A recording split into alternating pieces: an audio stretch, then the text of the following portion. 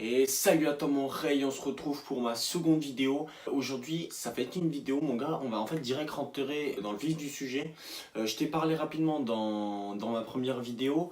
La chaîne était de base pour partager en fait ma passion, le monde dans lequel je vis, la street culture on va dire. Mais aussi parce que je veux créer ma marque et je veux partager ça aussi. Et on va directement rentrer dans le vif du sujet. Aujourd'hui, je vais te dire en 5 étapes mon gars, comment créer ta propre marque de streetwear. Allez, c'est parti.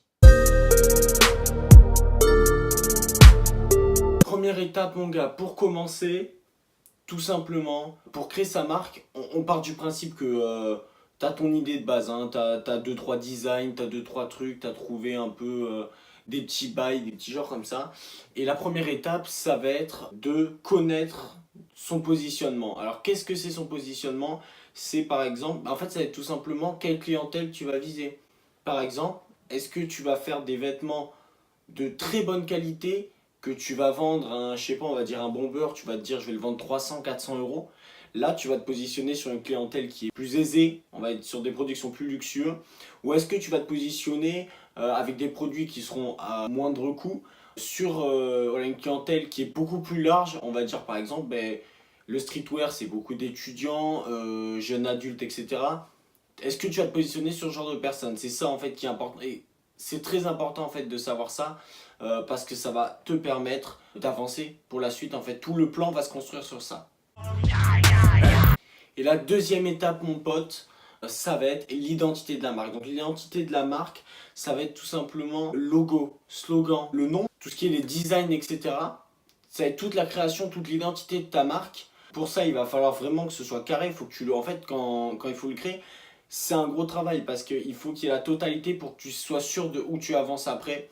Et ce qui est très important aussi, protéger sa marque. Ça, il faut faire ça avec l'INPI. Ça coûte pas si cher que ça. Ça coûte 210 euros par mail, etc. Et 250 euros par dossier papier. Pour une protection de 10 ans, personne n'a le droit d'imiter votre marque. Voilà, tout simplement, c'est très important. La troisième étape, mon gars, qu'est-ce que ça va être? C'est ce qu'on appelle l'étude de marché. C'est quoi? C'est que tu vas regarder la concurrence, la rentabilité des entreprises concurrentes qui font à peu près ce que tu vas faire pour te donner une idée, genre une vision. On dit une vision, genre souvent c'est sur 3-5 ans, on essaie d'avoir une vision pour savoir quand tu vas rentabiliser tous tes investissements, comment ça se passe, quelle est la concurrence, qu'est-ce qu'ils font, ne pas faire la même chose. Voilà, le but c'est de créer un univers, quelque chose d'unique, mais quelque chose qui plaît en même temps à toute la clientèle.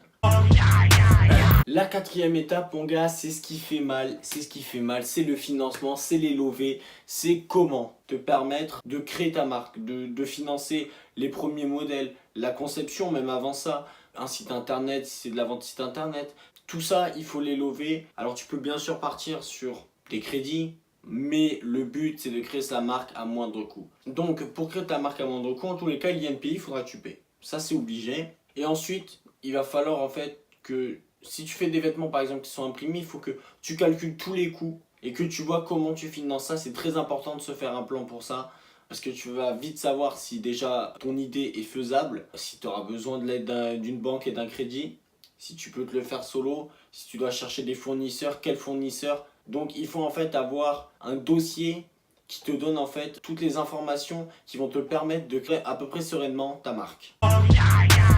Et la cinquième et dernière étape, mon gars, c'est quoi? C'est un truc bien chiant. C'est la forme juridique, le statut juridique, c'est obligatoire.